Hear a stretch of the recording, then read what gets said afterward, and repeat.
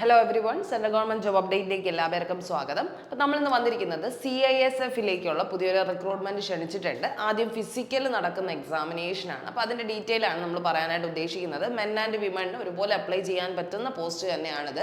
അപ്പോൾ CISF constable tradesman പോസ്റ്റാണ്. Tradesman എന്ന് പറഞ്ഞാൽ തന്നെ നിങ്ങൾ മനസ്സിലാക്കേണ്ടത് സ്കിൽ ബേസ്ഡ് ആയിട്ടുള്ള കുറച്ച് ജോബ് പോസ്റ്റുകളാണ് ഇതിനകത്ത് വരുന്നത്. അപ്പോൾ അതിൻ്റെ സർട്ടിഫിക്കറ്റ്സ് നിങ്ങളുടെ കയ്യിൽ ഉണ്ടാവണം എന്നുള്ളൊരു കണ്ടീഷൻ കൂടെ നിങ്ങൾക്ക് അതിൽ വരുന്നുണ്ട് കേട്ടോ.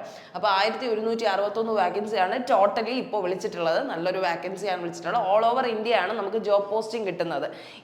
ഇന്ത്യയിൽ എവിടെ വേണമെങ്കിലും നിങ്ങൾക്ക് ജോബ് പോസ്റ്റിംഗ് കിട്ടും എന്നുള്ളൊരു കാര്യവും കൂടെ നിങ്ങൾ മനസ്സിലാക്കിക്കോളാം. അപ്പോൾ നമുക്കറിയാം സെൻട്രൽ ഇൻഡസ്ട്രിയൽ സെക്യൂരിറ്റി ഫോഴ്സ് ആണ് CISF എന്ന് പറഞ്ഞ് ഉദ്ദേശിക്കുന്നത്. പോസ്റ്റ് നെയിം കോൺസ്റ്റബിൾ അല്ലെങ്കിൽ ട്രേഡ്സ്മാൻ എന്ന് പറയുന്ന പോസ്റ്റാണ്. 1161 വാക്കൻസിയാണ്. ഗവൺമെന്റ് ജോബ്, അതായത് സെൻട്രൽ ഗവൺമെന്റ് ജോബിലായിട്ടാണ് ഇത് വരുന്നത്. രജിസ്ട്രേഷൻ ഡേറ്റ് വരുന്നത് ശ്രദ്ധിക്കുക, മാർച്ച് 5-നാണ് സ്റ്റാർട്ട് ചെയ്യുന്നത് കേട്ടോ. ഇപ്പോൾ ഒരു ഷോർട്ട് നോട്ടീസ് വന്നത് കൊണ്ടാണ് നമ്മൾ ഡീറ്റെയിൽ ആയിട്ട് ഈ കാര്യങ്ങൾ പറയാനായിട്ട് ഉദ്ദേശിക്കുന്നത് കേട്ടോ. അപ്പോൾ നിങ്ങൾ കൃത്യമായി മനസ്സിലാക്കുക, നിങ്ങളുടെ ഓൺലൈൻ ആപ്ലിക്കേഷൻ ഫോം എന്നാണ് സബ്മിറ്റ് ചെയ്യേണ്ടതെന്ന് ചോദിച്ചു കഴിഞ്ഞാൽ മാർച്ച് 5-നാണ് കേട്ടോ. മാർച്ച് 5 തൊട്ടാണ് സ്റ്റാർട്ട് ചെയ്യുന്നത്. ഏപ്രിൽ 3 വരെയും സമയമുണ്ട് കേട്ടോ. മാർച്ചിനും ഏപ്രിലിനും ഇടയിലാണ് നിങ്ങൾ അപ്ലൈ ചെയ്യേണ്ടത് എന്നുള്ളൊരു കാര്യം ശ്രദ്ധിക്കുക. ഡീറ്റെയിൽ ആയിട്ട് പറയാൻ വേണ്ടിയിട്ടാണ് ഈ ഒരു വീഡിയോ ഇപ്പോൾ ചെയ്യുന്നത്. കാരണം ഡീറ്റെയിൽഡ് നോട്ടിഫിക്കേഷൻ ഇനിയേ വരത്തുള്ളൂ. പക്ഷേ ബാക്കി എല്ലാ കണ്ടന്റും എക്സാം പാറ്റേണും എല്ലാം മനസ്സിലാക്കി ഇപ്പോഴേ നിങ്ങൾക്ക് എന്ത് ചെയ്യാം, പ്രിപ്പറേഷൻ സ്റ്റാർട്ട് ചെയ്യാൻ വേണ്ടിയിട്ടാണ് ഈ വീഡിയോ ചെയ്യുന്നത് കേട്ടോ. ഇനി അടുത്ത മോഡ് ഓഫ് ആപ്ലിക്കേഷൻ എന്ന് പറയുന്നത് ഓൺലൈൻ ആപ്ലിക്കേഷൻ തന്നെയാണ്. നമ്മൾ കമ്പ്യൂട്ടറിൽ തന്നെയാണ് ആപ്ലിക്കേഷൻ കൊടുക്കേണ്ടത്.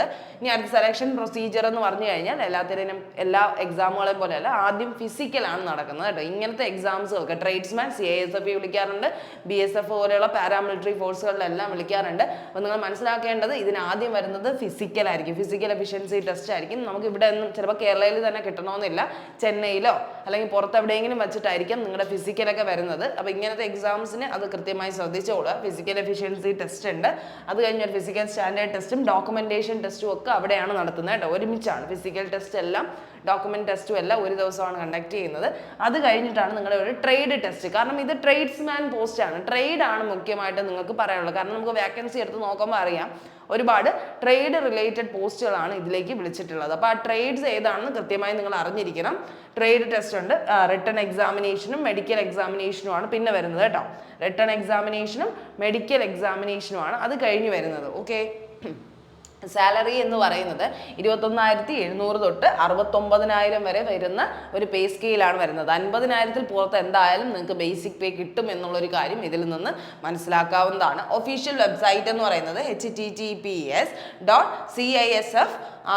റിക്രൂട്ട്മെന്റ് എന്ന് പറയുന്നത് rectt.cisf.gov.in എന്ന് പറയുന്ന വെബ്സൈറ്റ് ആണ് വരുന്നത്. അപ്പോൾ നിങ്ങൾക്ക് 5 മാർച്ച് തൊട്ടാണ് നിങ്ങളുടെ ഈ രജിസ്ട്രേഷൻ വരുന്നത്. അപ്പോൾ ആ ഒരു സമയത്ത് നിങ്ങൾ ഈ ഒരു വെബ്സൈറ്റിൽ ചെന്നാൽ തന്നെ അവിടെ തന്നെ എന്ത് ചെയ്യും, നിങ്ങളുടെ ഓൺലൈൻ ആപ്ലിക്കേഷൻ സ്റ്റാർട്ട് ആവും. നമ്മൾ എന്ത് ചെയ്യാം, അപ്ഡേറ്റ് ചെയ്തേക്കാം കേട്ടോ. മാർച്ച് 5 എന്ന് പറയുന്ന ഒരു ഡേറ്റ് വരുമ്പോൾ നിങ്ങൾക്ക് കൃത്യമായിട്ട് അപ്ഡേഷൻ തരാം. അപ്പോൾ ഈ ഒരു സമയം കൊണ്ട് നിങ്ങൾ മനസ്സിലാക്കേണ്ടത് എന്തൊക്കെയാണ് പ്രിപ്പയർ ചെയ്യേണ്ടത്, എന്തൊക്കെ സ്കിൽ ബേസ്ഡ് ആയിട്ടുള്ള കാര്യമാണ് നിങ്ങൾക്ക് വേണ്ടതെന്നുള്ളൊരു കാര്യം കൃത്യമായി നിങ്ങൾ മനസ്സിലാക്കിയിരിക്കുക. അപ്പോൾ നിങ്ങൾക്ക് അതനുസരിച്ച് നിങ്ങളുടെ മുന്നോട്ടുള്ള കാര്യങ്ങൾ നോക്കാമല്ലോ എന്നുള്ള രീതിയിലാണ് നമ്മൾ പറയുന്നത്. അപ്പോൾ ഡേറ്റ് ശ്രദ്ധിക്കുക, 17 ഫെബ്രുവരിയിൽ എന്ത് വന്നു, അതിൻ്റെ ഷോർട്ട് നോട്ടീസ് വന്നതുകൊണ്ടാണ് നമ്മൾ പറയുന്നത്. ഫെബ്രുവരിയിൽ ഡീറ്റെയിൽഡ് വരുമെന്ന് പറയുന്നുണ്ട്. അപ്ലൈ ഓൺലൈൻ സ്റ്റാർട്ട്സ് എന്ന് പറയുന്നത് 5 മാർച്ചിനും ലാസ്റ്റ് ഡേറ്റ് 3 ഏപ്രിലുമാണ്. എഡ്യൂക്കേഷണൽ ക്വാളിഫിക്കേഷൻ എന്ന് പറയുന്നത് ഓൾ പോസ്റ്റിന് 10th പാസ്സാണ് വേണ്ടത്, മെട്രിക്കുലേഷൻ ആണ് വേണ്ടത്. 10ാം ക്ലാസ് യോഗ്യതയുള്ള എല്ലാവർക്കും അപ്ലൈ ചെയ്യാൻ പറ്റും. പക്ഷേ ടെക്നിക്കൽ ട്രേഡ്സ് എടുത്ത് പറയുന്നുണ്ട്. ITI സർട്ടിഫിക്കറ്റ്സ് വേണ്ട കുറച്ച് കാര്യങ്ങളുണ്ട്, സ്കില്ല് ബേസ് ചെയ്തിട്ടുള്ള കുറേ കോഴ്സുകളുണ്ട്. അപ്പോൾ അത് കൃത്യമായി ശ്രദ്ധിച്ചോളൂ. നിങ്ങൾക്ക് ആ ഒരു സ്കിൽ ഉണ്ടെങ്കിൽ മാത്രമേ അപ്ലൈ ചെയ്യാനായിട്ട് പറ്റുള്ളൂ. ഏജ് ലിമിറ്റ് എന്ന് പറയുന്നത് ജനറൽ കാൻഡിഡേറ്റ്സിന് 18 to 23 ഇയേഴ്സ് ഓഫ് ഏജ് വരെയുള്ളവർക്കാണ് അപ്ലൈ ചെയ്യാനുള്ളത്. 18 to 23 വയസ്സ് വരെയുള്ളവർക്ക് അപ്ലൈ ചെയ്യാം. ഏജ് റിലാക്സേഷൻ എന്ന് പറയുന്നത് SC ST OBCക്ക് അതുപോലെ കൊടുത്തിട്ടുണ്ട് കേട്ടോ. ഏജ് റിലാക്സേഷൻ വരുന്ന അറിയാമല്ലോ. SC STക്ക് ആണെങ്കിൽ 5 വർഷത്തിന്റെ റിലാക്സേഷനും OBCക്ക് ആണെങ്കിൽ 3 വർഷത്തിന്റെ റിലാക്സേഷനുമാണ് വരുന്നത്. അത് കൃത്യമായി ആഡപ്പ് ചെയ്ത് വരും കേട്ടോ. 18 to 23 വയസ്സ് വരെ ആണെങ്കിൽ നമ്മുടെ SC ST കാൻഡിഡേറ്റ്സിനാണെങ്കിൽ എത്ര വയസ്സ് വരെ അപ്ലൈ ചെയ്യാം? 23 + 5 28 വയസ്സ് വരെ അപ്ലൈ ചെയ്യാം. OBCക്കാർക്കാണെങ്കിൽ 26 വയസ്സ് വരെ അപ്ലൈ ചെയ്യാം. ആ ഒരു രീതിക്കാണ് വരുന്നത്. ഇനി അടുത്ത് നമ്മുടെ പോസ്റ്റുകൾ ഏതാണെന്ന് നോക്കാം. ഇത്രയും പോസ്റ്റ് വിളിച്ചു, 1161 പോസ്റ്റുകൾ വിളിച്ചു. അത് ഏതിലാണ് വിളിച്ചതെന്നുള്ള ഒരു കാര്യം കൃത്യമായി ശ്രദ്ധിക്കുക. കോൺസ്റ്റബിൾ കുക്ക്, അതിനാണ് ഏറ്റവും കൂടുതൽ പോസ്റ്റുകൾ വന്നിട്ടുള്ളത് കേട്ടോ. കോൺസ്റ്റബിൾ കുക്ക് മെയിൽ കാൻഡിഡേറ്റ്സിന് 400 വേക്കൻസിയും ഫീമെയിൽ കാൻഡിഡേറ്റ്സിന് 44 വേക്കൻസി, അങ്ങനെ ടോട്ടൽ 444 വേക്കൻസിയാണ് വന്നിട്ടുള്ളത്. എക്സ് സർവീസ്മാന് പ്രത്യേകം എടുത്ത് പറയുന്നുണ്ട് കേട്ടോ. ഇത്രയും എക്സ് സർവീസ്മാന്റെ വേക്കൻസി ആണ് എടുത്ത് പറയുന്നത്. അതിൽ 49 വേക്കൻസി എക്സ് സർവീസ്മാനും ഉണ്ട്. അപ്പം നിങ്ങൾ മനസ്സിലാക്കുക, കോൺസ്റ്റബിൾ കുക്കിനാണ് ടോട്ടലി 493 വേക്കൻസി വിളിച്ചിട്ടുള്ളത്. അല്ലാതെ ബേസിക് കാൻഡിഡേറ്റ്സിന് 444 വേക്കൻസി വിളിച്ചിട്ടുള്ളത് കുക്കിലാണ്. അപ്പം നിങ്ങൾ ശ്രദ്ധിക്കേണ്ടത് സ്കില്ല്, നാഷണൽ സ്കിൽ ഡെവലപ്മെന്റ് കോഴ്സുകളുണ്ട്. ആ കോഴ്സിനകത്ത് കുക്ക് എന്ന് പറയുന്ന അതിൻ്റെ സംഭവങ്ങൾ നിങ്ങൾക്ക് പഠിക്കാനായിട്ടുണ്ട്. അങ്ങനത്തെ സ്കിൽ ബേസ്ഡ് പഠിച്ച് സർട്ടിഫിക്കറ്റ് നേടുന്ന കുറേ പേരുണ്ട്. അപ്പം അങ്ങനത്തെ എന്തെങ്കിലും സർട്ടിഫിക്കറ്റ് ഉണ്ടെങ്കിലായിരിക്കും നിങ്ങൾക്ക് അപ്ലൈ ചെയ്യാൻ കുറച്ചും കൂടെ നിങ്ങൾക്ക് അനുയോജ്യം എന്ന് പറയുന്നത്. നിങ്ങൾ 10ാം ക്ലാസ്സാണ് ബേസിക്കലി പറയുന്നതെങ്കിലും നിങ്ങളുടെ ട്രേഡ് നിങ്ങൾ അവിടെ എന്ത് ചെയ്യും, ചെക്ക് ചെയ്യുന്നതാണ്. അപ്പോൾ അതുകൊണ്ട് നിങ്ങൾ ട്രേഡ് ബേസ് ചെയ്ത് തന്നെ അത് പഠിച്ചിരിക്കേണ്ട ആവശ്യമുണ്ട്. പിന്നെ കോബ്ലർ എന്ന് പറയുന്ന പോസ്റ്റിലേക്ക് 7 വേക്കൻസി, 1 വേക്കൻസി, അങ്ങനെ ടോട്ടൽ 8 വേക്കൻസി വിളിച്ചിട്ടുണ്ട്. ടെയിലർ എന്ന് പറയുന്ന വേക്കൻസിയിലേക്ക് 21 പേരെ ക്ഷണിച്ചിട്ടുണ്ട്. ബാർബർ എന്ന് പറയുന്ന അത് നിങ്ങളുടെ സ്കില്ല് അനുസരിച്ച്, ഇപ്പോൾ അതിനൊന്നും കോഴ്സുകൾ ഇല്ലല്ലോ. അപ്പോൾ അതുകൊണ്ട് അത് നിങ്ങളുടെ സ്കില്ല് ബേസ് ചെയ്തിട്ടായിരിക്കും. നിങ്ങൾക്ക് അവിടെ ഒരു ട്രേഡ്സ് ടെസ്റ്റ് ഉണ്ടായിരിക്കും. ആ ടെസ്റ്റ് നിങ്ങൾ പാസ്സാവുന്നെങ്കിൽ നിങ്ങൾക്ക് ഓട്ടോമാറ്റിക്കലി പാസ്സാവാന്നുള്ളൊരു കാര്യമാണ്. 180 വേക്കൻസി. വാഷർമാന് 236 വേക്കൻസി, സ്വീപ്പറിന് 137 വേക്കൻസി. ഇതാണ് ട്രേഡ് എന്ന് പറയുന്നത് കേട്ടോ. ട്രേഡ്സ്മാൻ ജോബുകൾ എന്ന് പറഞ്ഞാൽ ഇത് തന്നെയാണ്. CASF-ലായതുകൊണ്ട്, പാരാമിലിറ്ററി ഫോഴ്സിലായതുകൊണ്ട് അതിന് അതിൻ്റെതായ ഒരു പോസിറ്റിവിറ്റി അല്ലെങ്കിൽ അതിന് അതിൻ്റെതായ കുറേ എന്തുണ്ട്, ബെനിഫിറ്റ്സുകൾ ഉണ്ടെന്നുള്ളൊരു കാര്യം നിങ്ങൾ കൃത്യമായി മനസ്സിലാക്കിക്കോളുക കേട്ടോ. അപ്പോൾ ഇതൊക്കെ ഇങ്ങനത്തെ പോസ്റ്റ് ആണെന്ന് വിചാരിച്ചത് ഒരു കുറച്ചിലായിട്ട് കാണരുത്. ആ ഒരു രീതിയിൽ തന്നെ കണ്ടോളുക. കാർപ്പൻറ്ററിനൊക്കെ 8 വേക്കൻസി വിളിച്ചിട്ടുണ്ട്. ഇലക്ട്രീഷ്യന് 4 വേക്കൻസി ഉണ്ട്. അതുപോലെ വെൽഡറിന് 1 വേക്കൻസി, ചാർജ് മെക്കാനിക്കലിനുണ്ട്, MB അറ്റൻഡന്റിനുണ്ട്. അപ്പോൾ അങ്ങനെ കുറച്ച് വേക്കൻസീസ് എടുത്ത് പറഞ്ഞിട്ടുണ്ട്. അപ്പോൾ വേക്കൻസീസ് നിങ്ങൾ കൃത്യമായി ശ്രദ്ധിക്കുക. ഇതിൽ നിങ്ങൾക്ക് ഏതാണോ കൊടുക്കാൻ ബെനിഫിറ്റ് ആയിട്ട് തോന്നുന്നത്, നിങ്ങൾക്ക് നല്ലതാണെന്ന് തോന്നുന്നുണ്ടെങ്കിൽ നിങ്ങൾ അപ്ലൈ ചെയ്യാനായിട്ട് ശ്രദ്ധിക്കുക. അപ്പോൾ എന്തായാലും ആ ഡീറ്റെയിൽ കൃത്യമായി മനസ്സിലാക്കുക. വേക്കൻസി ഏറ്റവും കൂടുതൽ വിളിച്ചിട്ടുള്ളത് കോൺസ്റ്റബിൾ കുക്കിനാണ് കേട്ടോ, കുക്കിന്. അതുപോലെ പിന്നെ വിളിച്ചിട്ടുള്ള ബാർബറിനാണ്. ബാർബർ, വാഷർമാനൊക്കെ നല്ല വേക്കൻസി വിളിച്ചിട്ടുണ്ട്. ബാക്കിയുള്ള ചെറിയ ചെറിയ ട്രേഡിനൊക്കെ 1-2 വേക്കൻസി വിളിച്ചിട്ടുള്ളത്. എന്തായാലും ശ്രദ്ധിച്ച് നിങ്ങൾ അപ്ലൈ ചെയ്യാൻ താല്പര്യമുള്ളവരാണെങ്കിൽ അപ്ലൈ ചെയ്യുക. സാലറി നോക്കുക. എന്തായാലും 50,000-ൽ പുറത്ത് സാലറി ഉറപ്പായിട്ടും നിങ്ങൾക്ക് ഈ ഒരു ജോലിയിലൂടെ കിട്ടുന്നതാണ്. പിന്നെ CASF-ലാണ് നിങ്ങൾക്ക് എന്ത് ചെയ്യാം, വേറെ എന്തെങ്കിലും ഡിപ്പാർട്ട്മെന്റൽ ടെസ്റ്റുകൾ എഴുതി കയറാനും പറ്റുന്ന ഒരു സംഗതിയുണ്ട്. അപ്പോൾ അത് നിങ്ങൾ നോക്കുക, നല്ലപോലെ മാക്സിമം നോക്കുക. ഇനി അടുത്ത് നമ്മുടെ സ്റ്റേജസ് നോക്കുക. പിന്നെ നമുക്ക് എന്താണ്, സ്റ്റേജാണ് മെയിനായിട്ട് നോക്കേണ്ടത്. നിങ്ങൾ ഫിസിക്കലി അത്യാവശ്യം ഓക്കെ ആണ്, സെറ്റ് ആണെന്ന് തോന്നുന്നെങ്കിൽ നിങ്ങൾ എന്ത് ചെയ്യുക, ഇതുപോലത്തെ ഇതിന് മത്സരങ്ങൾക്ക് പങ്കെടുക്കാനായിട്ട് ശ്രമിക്കുക. അപ്പോൾ ഫിസിക്കൽ എഫിഷ്യൻസി ടെസ്റ്റ് ആണ് ഫസ്റ്റ് എടുക്കുന്നത്. കാൻഡിഡേറ്റിന് ഫിസിക്കൽ ഫിറ്റ്നസ് ടെസ്റ്റ്, റണ്ണിങ്ങോ അങ്ങനെ എന്തെങ്കിലും ഒരു ടെസ്റ്റ് ആയിരിക്കും ആദ്യം കണ്ടക്ട് ചെയ്യുന്നത്. അത് കഴിഞ്ഞിട്ട് എന്താണ്, ഫിസിക്കൽ സ്റ്റാൻഡേർഡ് ടെസ്റ്റ്. അതിലാണ് measurement of height, chest, weight ഒക്കെ വരുന്നത്.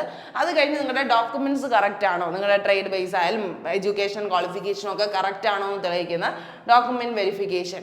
അത് കഴിഞ്ഞ് ട്രേഡ് ടെസ്റ്റ് നോക്കും. നിങ്ങളുടെ practical test based on the applied trade. നിങ്ങൾ ഏത് ട്രേഡിനാണോ നിങ്ങൾ അപ്ലൈ ചെയ്തത് ആ ട്രേഡ് ബേസ് ചെയ്തിട്ടുള്ള ഒരു പ്രാക്ടിക്കൽ ടെസ്റ്റ് നിങ്ങൾക്ക് ഉണ്ടായിരിക്കും.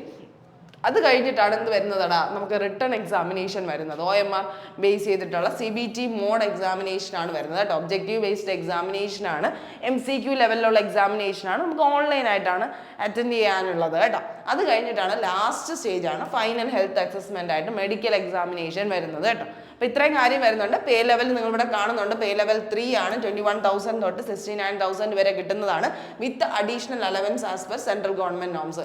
പിന്നെ ഈ സെൻട്രൽ ഗവൺമെന്റ് നോംസിൽ എന്തൊക്കെ അലവൻസ് വരുന്നുണ്ട്, ഇയർനെസ് അലവൻസ്, ഹൗസിംഗ് അലവൻസ്, അങ്ങനത്തെ എന്തൊക്കെ കാര്യങ്ങളുണ്ടോ അതെല്ലാം എന്ത് ചെയ്യുന്നുണ്ട്, ഇതിൽ ആഡപ്പായി വരുന്നുണ്ട്. അതുകൊണ്ട് സാലറി ബേസ് നല്ലൊരു ഇതാണ്. പിന്നെ നിങ്ങൾക്ക് അത്യാവശ്യം സ്റ്റേജസ് ഒക്കെ കൃത്യമായി മനസ്സിലാക്കി നിങ്ങൾ താല്പര്യമുള്ളവരാണെങ്കിൽ ഉറപ്പായിട്ടും അപ്ലൈ ചെയ്യാനായിട്ട് എന്ത് ചെയ്യുക, മനസ്സ് അതിന് വേണ്ടിയിട്ട് പ്രിപ്പയർ ചെയ്തിരിക്കുക കേട്ടോ. അപ്പോൾ നമ്മൾ ഡേറ്റ് എന്തായാലും അറിഞ്ഞിരിക്കുക. ഇനി എക്സാം പാറ്റേൺ എങ്ങനെയാണ് CBT ബേസ് എക്സാമിനേഷൻ വരുന്നതെന്ന് ചോദിച്ചു കഴിഞ്ഞാൽ, ജനറൽ അവയർനെസ് GK-യിൽ നിന്ന് 20 ക്വസ്റ്റ്യൻസ്, മാത്സിൽ നിന്ന് 20 ക്വസ്റ്റ്യൻ, റീസണിങ്ങിൽ നിന്ന് അനലിറ്റിക്കൽ ആപ്റ്റിറ്റ്യൂഡിൽ നിന്ന് 20 ക്വസ്റ്റ്യൻ, പിന്നെ ability to observe and distinguish എന്ന് പറഞ്ഞ റീസണിങ്ങിൻ്റെ തന്നെ 20 ക്വസ്റ്റ്യൻസ് ഉണ്ട്. അതുപോലെ ബേസിക് നോളജ് ഓഫ് ഇംഗ്ലീഷ് ആണ് നമുക്ക് വരുന്നത്, 20 ക്വസ്റ്റ്യൻസ് ആണ്. അങ്ങനെ ഇംഗ്ലീഷ്, മാത്സ്, റീസണിങ്, GK എന്ന് പറഞ്ഞ ഒരു സെക്ഷനിങ് തന്നെയാണ് ഇതിനും വരുന്നത്.